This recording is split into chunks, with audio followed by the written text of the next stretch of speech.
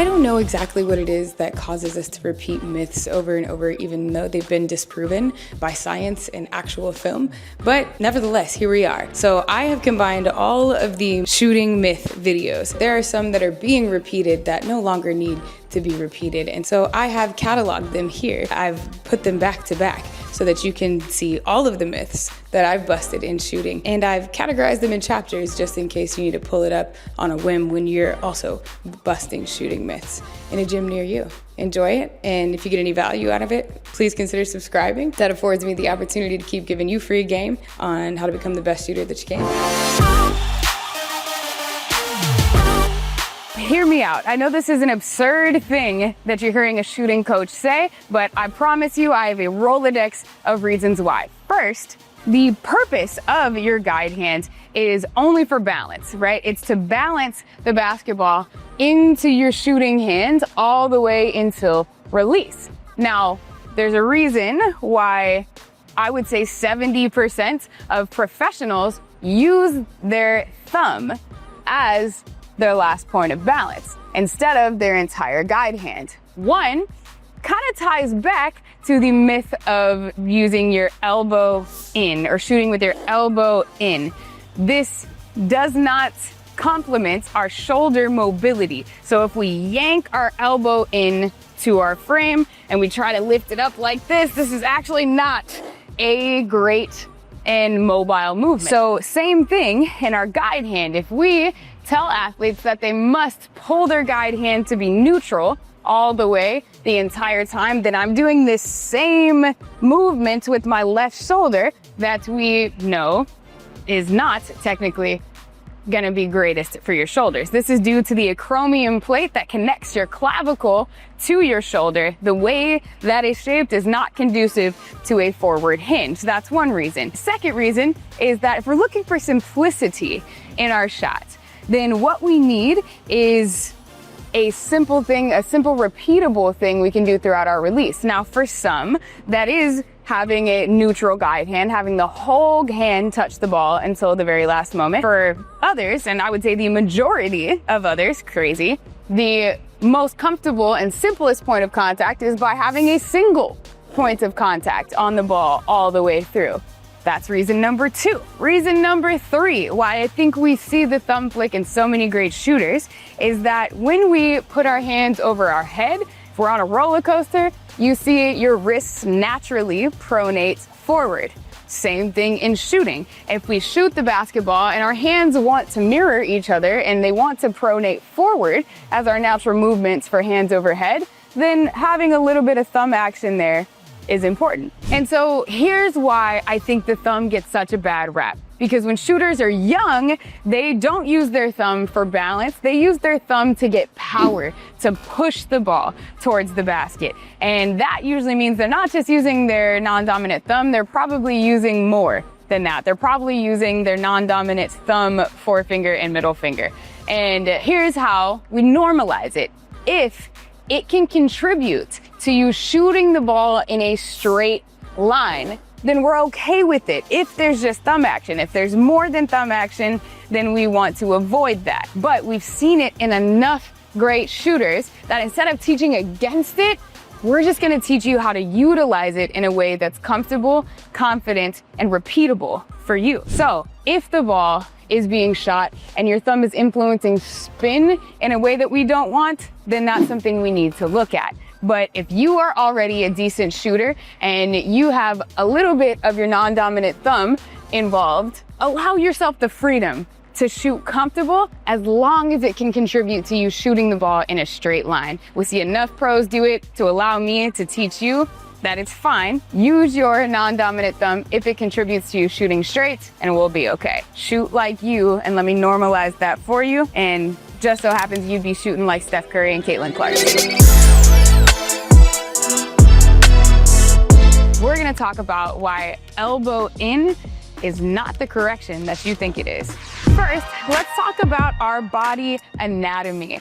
Our shoulders are on our sides, not on our fronts, at least for most of us. And so connected to our shoulder, inside of this area, is something called the acromion plate. And the acromion plate is not shaped in a way that is conducive for our arm to hinge forward like this. Not impossible, but not anatomically comfortable. And so if I tell an athlete to jam their elbow in, I'm literally telling them to fight against their normal functioning anatomy. That's number one. Secondly, if I jam my elbow in, to go cookie cutter elbow in here, then as you can see, my palm, my hand naturally is pointing across my body, not towards my target, which means I'm gonna have to make an adjustment and turn my hand at some point during my shot. And so I could come here and force the issue to be here, but I don't know if you can tell, this is a very uncomfortable position in my body. So I am not wanting to fight against my natural anatomy to get into an arbitrary position that we've just been told we're supposed to hold. A third reason why I don't teach elbow in is because this often encourages athletes to have their hands far away from their body to start. I see I'm trying to hold this elbow in position so I can start my shot. And in order to do this, in order to shoot from here, now I have to pull the ball backwards in order to restart it going forward. And we don't want to pull in our shot. We instead want to go down and up. So by forcing the issue on elbow in, we promote athletes that are going to start with the ball out here instead of starting in a position that's going to give them more power, more comfort, and a more repeatable shot. Another issue we tend to see when I see athletes force their elbow in or do it too much is this can sometimes cause our ball path to curve on the way up. Again, because we're fighting to get into a position for some arbitrary reason, not because it's actually helping us move the ball in a straight line. And so oftentimes I see athletes fight to get into that elbow position, and that causes the ball to curve on the way up, which is not conducive to shooting in a straight line. So rather than forcing the issue on jamming the elbow in, what I'm going to encourage you to do, in my professional opinion, is frame your body with your biceps and to move the ball in a straight line. We can't disconnect our elbows from our body. That's what we mean by elbows out. We instead want to make sure they stay connected and move the ball and lift the ball in a straight line. That's going to contribute to us shooting straight. And as a caveat to that, we also want to make sure that our body is slightly tilted towards our target so that we can move the ball up and then follow through straight down our line instead of going 10 toes to the rim, which then is going to cause us to shoot across our face, as well as another menagerie of problems. You can click the link below to find out more on why a tilted alignment is better. But ultimately, framing our body with our biceps, not letting our elbows disconnect, and moving the ball up comfortably in a straight line. As you can see, this position that I'm in now does not look like a cookie cutter elbow in. This looks like a comfortable shot that if we looked at still images of Steph Curry, Caitlin Clark, Sabrina Ionescu, and your favorite shooter, their still image here is gonna look a lot like this and not at all like this. One exercise we can use to help us feel more comfortable without needing to yank our elbow in is by simply doing arm swings. Getting into a stance that's tilted and aligned towards your target and letting your arms swing up and down, really just focusing on moving the ball in a straight line. You're studying the way your elbow, your arm feels. You notice that I'm not yanking it inside and then going up.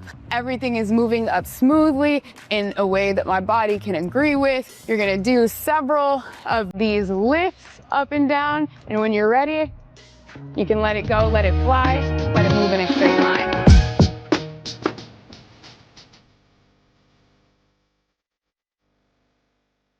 Here's the problem. The language just isn't clear because we don't actually want athletes to use more of their legs when they shoot. That would be bananas. So if you're a coach or a parent watching this, I'm gonna challenge you on your language, because really what we want to communicate is one of these three things that all say the same thing, but in ways that different athletes might connect with. So here's one option. You can say, we just want you to put more force into the floor. Number two, we could say, we want you to break the floor with your feet, or we want to dig our big toes in. Those are 3 ways we can communicate better what we actually want from athletes. We don't want them to go more range of motion. We want them to get better force down. So the vast majority of our power in shooting comes from 3 key places. Number 1 is how we load our body to shoot. This has more to do with your flexibility and your mobility than it has to do with your strength. Can you achieve the ideal positions that allow you to stay connected, stacked, and vertical through the floor? And we see inefficiencies in this part of loading your body to shoot in 2 main places. Number 1 is in your ankle dorsiflexion.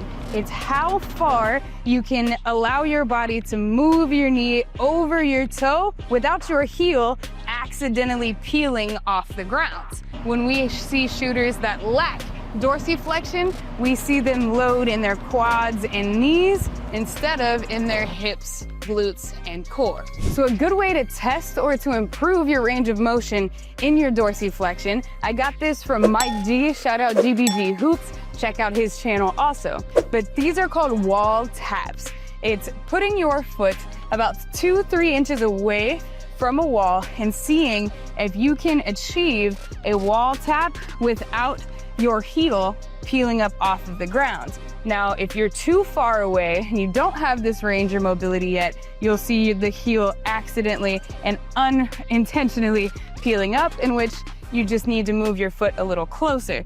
But I do these wall taps before I shoot, especially if my feet and ankle mobility is feeling tight. This opens up my ability to achieve a loaded position that is more stable and more connected to the floor. Where improper loading in our dorsiflexion causes our heel to pull off the ground and our hips to lean forward through our shot, proper loading looks like we are simply dropping into our balance instead of leaning into our balance. So proper loading feels more like a drop down and an explode up.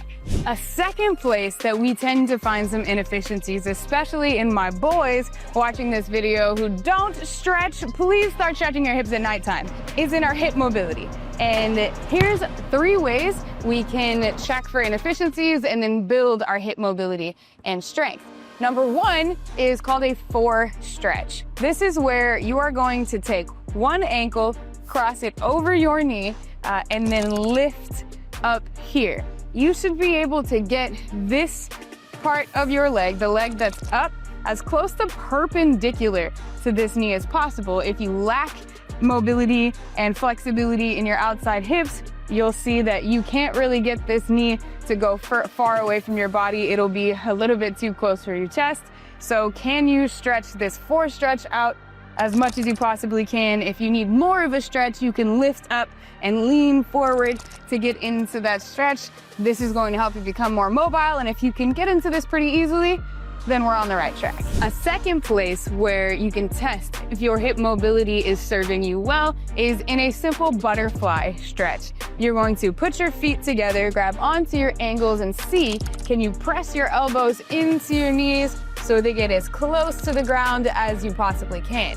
If you get into this stretch and you look something like this, you're probably not gonna shoot with power and posture and mobility in a way that's very repeatable. We've got to get your hips opened up in order for you to achieve the athletic positions that you're looking for. And our third and final, call it the boss level of your hip mobility and flexibility test, is called the world's greatest stretch, otherwise known as the pigeon stretch. What you're gonna do is you're gonna take one leg and put it back behind you, and the other leg will fold and come forward. So your leg in the back should be resting comfortably, your knees should be resting on the ground. So you'll feel this in your hip flexor in this back leg, and then you'll also feel this on the outside of your bent leg and your glute and the outside of your hamstrings. From here, you are going to see if you can get both elbows on the floor. For this stretch, I suggest you rock back and forth to get into those little teeny muscles that we don't normally get to activate. If you find yourself getting into this place and then falling over, not able to hold yourself into this position, that means, my friend, you lack hip flexibility, and it'll be very difficult for you to get into the posture you need to get into to move power through the ball. Get your hips right. what are you doing?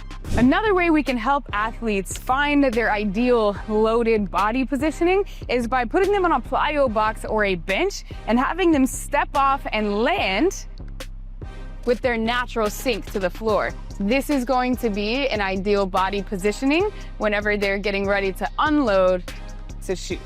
Our second place where we find our power is in how we move the basketball.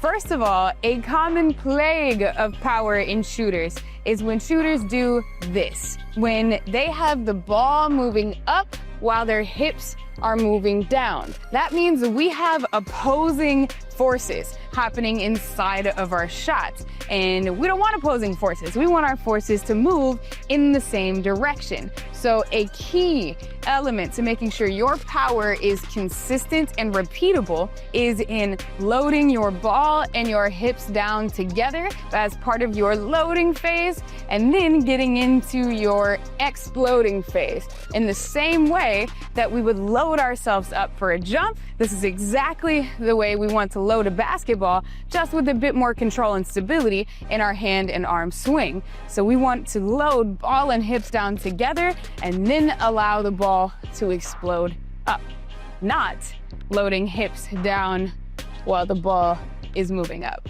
So the other piece of our ball movement in relation to our power is in our ability to move the ball at the same speed all the way from start to finish. What a lot of players tend to do that disrupts their power is at some point during their shot, they will stop their momentum and then restart their momentum. And that's usually somewhere around what we call the quote unquote set point, is if you stop and start the ball or change directions of the ball, then we are having inefficiencies in our power generation because we are causing a break in the chain of energy that we're just trying to connect from the floor through the basketball. We don't want any breaks in the chain and no stops in momentum. We want the ball to move at the same speed from start to finish.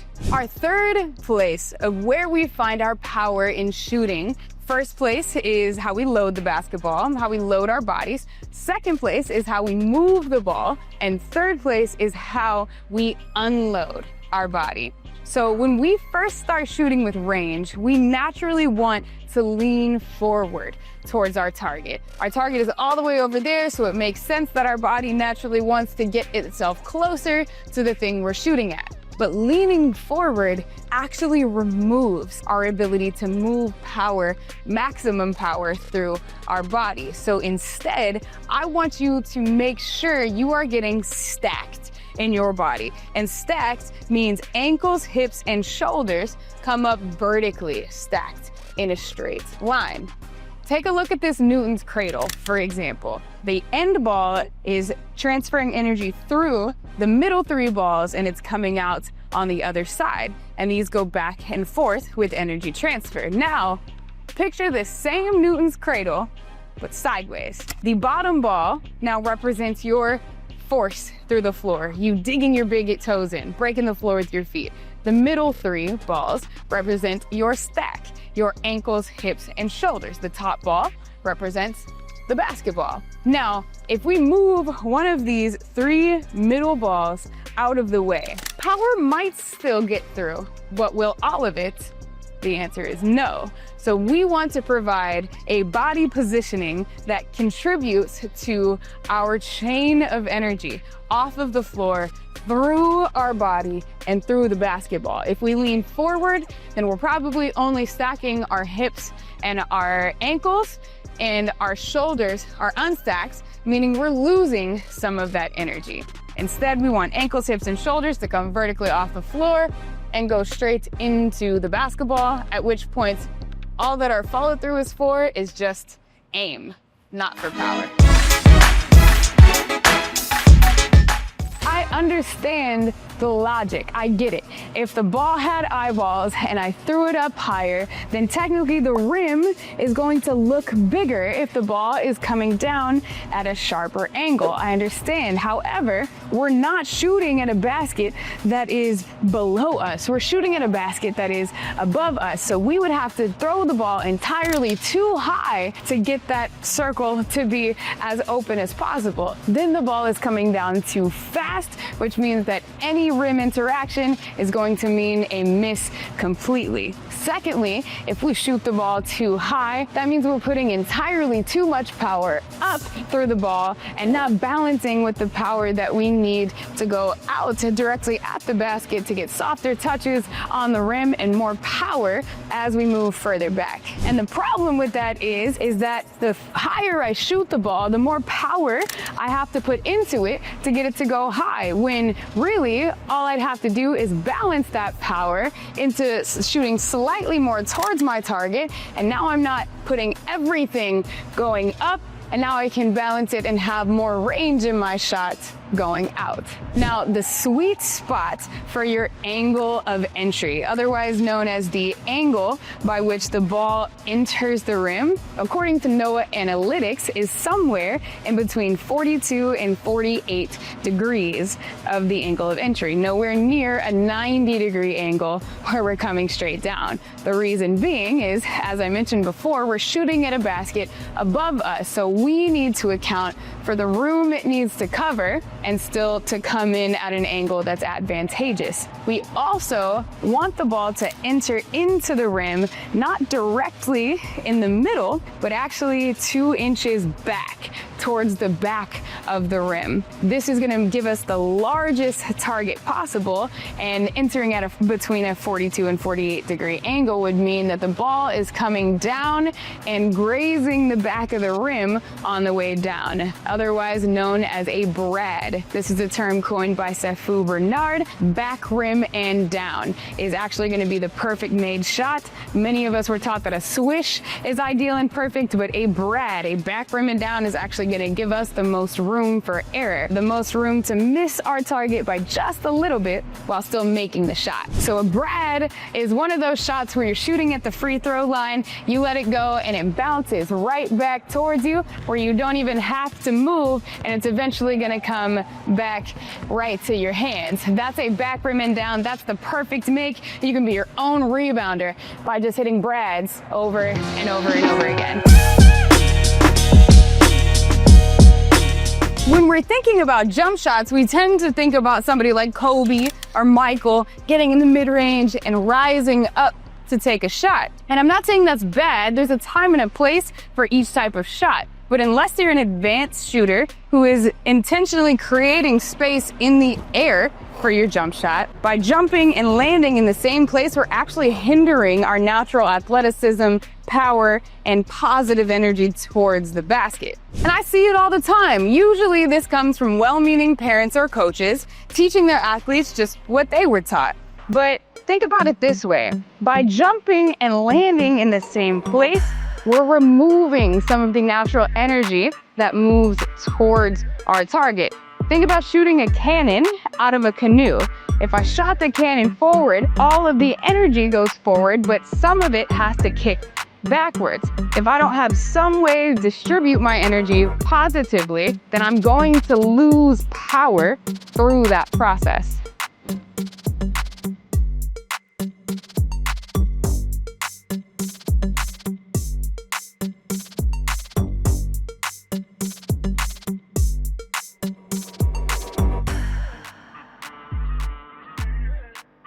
And this usually manifests as hips jutting backwards, with athletes removing their ability to go towards the basket, meaning that they're going to lose power and energy. And I don't mean that we should broad jump forward as far as we can go, but we do want some controlled and athletic, positive energy towards the basket in our jump shots, especially when we're shooting with range.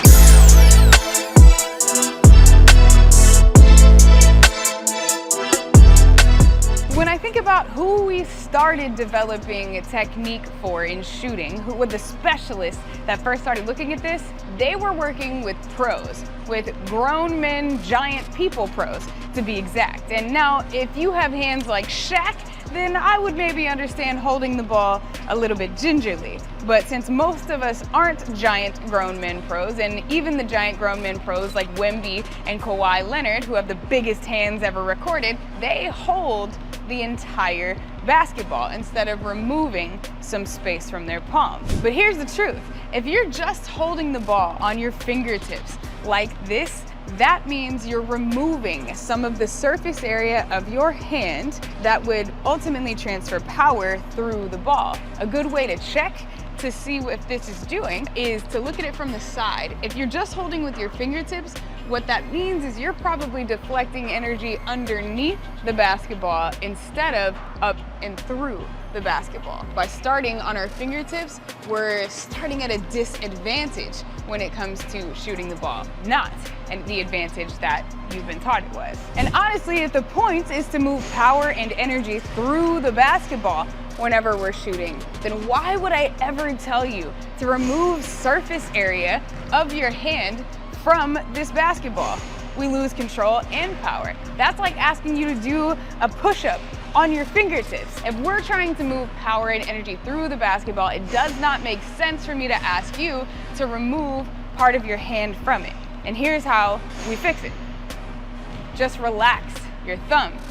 Instead of having it be tense, relax your thumb, point it back towards your face, and that's gonna solve a ton of your power and energy problems. One exercise I use to help athletes with this problem is something called one-arm swivels, and you don't even need a basket to do it. What you're gonna do is you're gonna start the ball low and make sure your whole hand is relaxed, connected, and almost feels like a handshake up to this basketball. From here, you are going to swivel the ball in a straight line up and a straight line down. Really just working on the connection of your hand to this basketball and relaxing this thumb as you go. You can even practice this on a line to make sure you can still shoot straight off your fingertips over and over again. First of all, I get it. When we're orienting ourselves to a target, then we naturally want to find symmetry. We want to make ourselves even on either side. And at the beginning of basketball, when it was on the come up, high key, athletes were shooting with two hands. But we soon realized that shooting with one hand was going to be superior. It's going to provide us with better aim, better accuracy, and overall better repeatability. But for some reason, we made the adjustment up here to one hand, but we didn't do anything below the chest to adjust our alignment. Okay, here's the problem that 10 toes to the rim creates. Check this out. If I'm 10 toes and chest squared directly at my target, that means my target is in the center of my chest and the center of my face. So when I follow through, if I want to follow through on target, I have to follow through across my face. And at times, my wrist is actually going to go the opposite direction to account for the directionality change. Now, I don't want to shoot across my face in order to shoot straight. So check this out. I'm gonna hold this follow through straight down my target, and I'm not gonna change anything except for my lower body alignment. Now, I've changed nothing at all, except now my side can be my guide instead of my arm needing to go across my face in order to aim. Another issue that this causes is if we're shooting 10 toes to the rim and we are teaching an old school yanking our elbow into our frame, this causes our upper body to be jumbled up in a way that's not going to be conducive to you shooting straight over and over and over again. And so by allowing our alignment to just be slightly tilted, now we're opening up this mobility in our shoulder. If you want to learn more about that shoulder mobility, check out our elbow in video. That'll make sure you can understand the anatomy where we go deeper into that. But by allowing our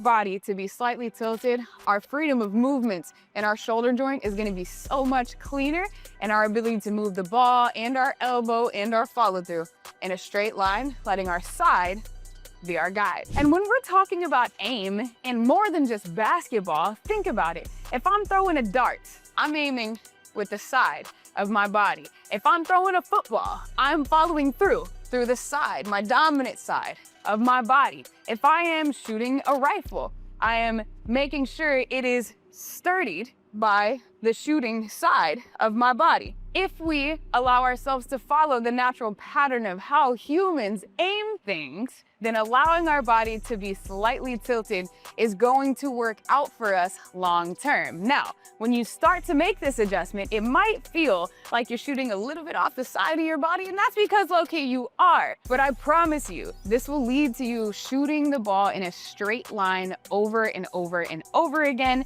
in a way that your body is going to agree with, in a way that your body is going to like. I want that for you. All right, so how do we build this into our shot? Well, I'm gonna show you 2 drills that you can do every single day, even without a basket if you need to help you and your body adjust to this new, simpler feeling. So first one is called line drops. And what you're gonna do is you're gonna line your big toe on your dominant foot up with a straight line. And then you are going to rotate your heel slightly out, and you're gonna match your feet. I wanna be careful to remind you that we don't want just our feet to be tilted and our chest to be square. That's something you'll likely do if this is new for you. Be aware. We want our entire frame, our entire stack, our ankles, hips, and shoulders to be tilted before you go into this exercise. From there, you're moving the ball at the same speed. You're following through straight down your line, trying to get this ball to land directly on this line in front of you over and over and over again. This is gonna help you learn what the feeling is in your body of following through straight down your line instead of across your face in order to shoot straight. The next exercise you can use to help yourself find your alignment is a drill called in and ups. So in and ups, you are going to go in front of the rim, reorient yourself so that you're slightly tilted, so your shooting side is your guide, and you're actually gonna start legs loaded and ball extended out. So you'll notice the ball isn't extended at the basket, it'll be extended a little bit to your non-dominant side if you're oriented correctly. You're gonna go slow in, slow up, and your legs will unlock when the ball is about at your face level. But our main focus here is to make sure we can shoot this ball straight down our side instead of across our face.